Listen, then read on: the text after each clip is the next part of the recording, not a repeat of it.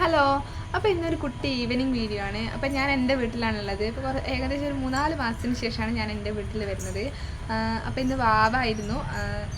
August 3 കർക്കിടകമാണ്. അപ്പം കൊടുക്കാൻ വന്നതാണ്. ആഗസ്റ്റ് 3 ഇന്ന്. അപ്പോൾ ആഗസ്റ്റ് 3 എടുക്കുന്ന ഒരു വീഡിയോ ആണിത്. അപ്പം കൊടുക്കാൻ വേണ്ടിയിട്ട് ഞങ്ങൾ നാട്ടിൽ അകത്ത് വെച്ച് കൊടുക്കും വാവിൻ്റെ അന്ന്. അപ്പം അതിന് വേണ്ടിയിട്ട് വന്നതാണ്. അപ്പം അച്ചാച്ചൻ്റെ അവിടെ കൊടുക്കുകയാണെന്ന്. അപ്പോൾ അവിടേക്ക് പോകണം, വല്യമ്മേൻ്റെ അടുത്തേക്ക്. അച്ഛൻ്റെ ഏട്ടൻ്റെ വീട്ടിലേക്ക് പോകണം. അപ്പോൾ കുറേ കാലത്തിന് ശേഷമാണ് ഞാൻ വരുന്നത്. ഏകദേശം ഒരു 3-4 മാസങ്ങളൊക്കെ ആയി വന്നിട്ട്. ഇപ്പോൾ വല്യമ്മേനെ കാണാൻ പോകണം. അപ്പം ഇതൊരു കുട്ടി ഈവനിങ് വീഡിയോ ആണ്.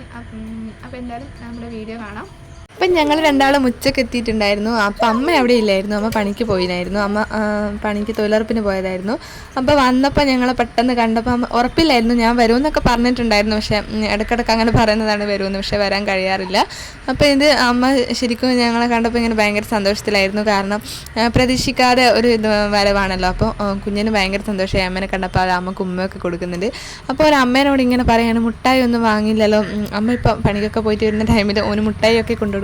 അപ്പോൾ ഇത് ഞങ്ങൾ വരുന്ന അറിയാത്തതുകൊണ്ട് അമ്മ ഒന്നും വാങ്ങിയിട്ടുണ്ടായിരുന്നില്ല. അപ്പോൾ ഒരു മുട്ടായിയൊക്കെ വേണമെന്ന് പറഞ്ഞിട്ട് കരഞ്ഞപ്പോൾ അമ്മ അടുത്തുള്ള കടയിൽ കൊണ്ടുപോയിട്ട് മുട്ടായിയൊക്കെ വാങ്ങിക്കൊടുക്കാൻ പറഞ്ഞിട്ട് ഓനെ എടുത്ത് പോയതാണ്. അപ്പോൾ ഞങ്ങൾ അതിലെ വല്യച്ഛൻ്റെ വീട്ടിലേക്ക് പോവാണ് കൊടുക്കാൻ വേണ്ടിയിട്ട്. അമ്മ വരുന്നില്ല.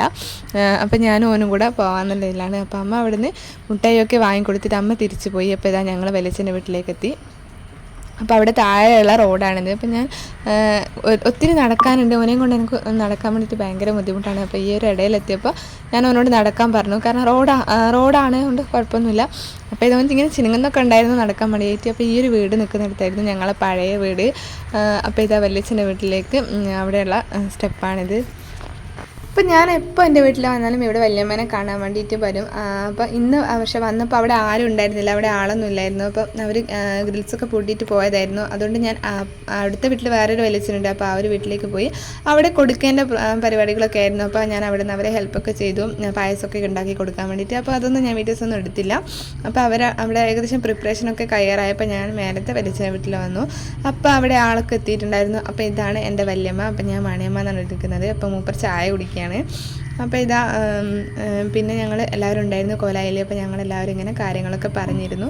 അപ്പോൾ ഇവിടുത്തെ കൊടുക്ക കഴിഞ്ഞിട്ട് ഞങ്ങൾക്ക് അപ്പുറത്തെ വീട്ടിൽ അച്ഛൻ്റെ മറ്റേ വീട്ടിൽ അകത്ത് വെച്ച് കൊടുക്കാൻ വേണ്ടിയിട്ട് പോകണം. അപ്പോൾ ഇതാ മിഥുവിന് അവരൊക്കെ കുറേ കാലത്തിന് ശേഷം കണ്ടപ്പോഴുള്ള സന്തോഷമാണ്. അപ്പോൾ ഇതുകൊണ്ട് മേമിയാണ്. അപ്പോൾ ഇതാ ഞങ്ങളവിടെ കൊടുത്തു. അപ്പോൾ ഇവിടെ ജസ്റ്റ് അവലും പഴവും മാത്രമേ ഉണ്ടായിരുന്നുള്ളൂ. തിരുനെല്ലിയിൽ കൂട്ടിയതുകൊണ്ട് കൂടുതൽ കൊടുക്കാനൊന്നും ഉണ്ടായിരുന്നില്ല. പിന്നെ ഇത് അച്ഛൻ്റെ ഫോട്ടോസാണിത്.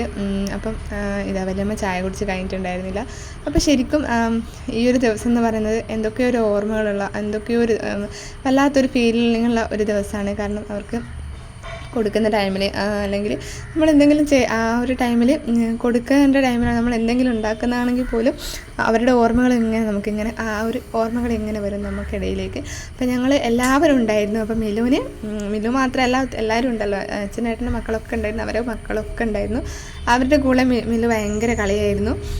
അപ്പം ഇതേപോലെ എല്ലാവരും കൂടെ ഒത്തുകൂടിയപ്പോൾ ഭയങ്കര രസമായിരുന്നു. അപ്പോൾ ഇത് അകത്തൊക്കെ വെച്ച് കഴിഞ്ഞിട്ടുണ്ടായിരുന്നു. അപ്പോൾ അകത്ത് വെക്കുന്ന വീഡിയോസൊന്നും ഞാൻ കൂടുതൽ എടുത്തില്ല. അതൊക്കെ പിള്ളേർ കളിക്കുന്ന ടൈമിൽ ഞാൻ എടുത്തു വെച്ച കുറച്ച് വീഡിയോസാണ്.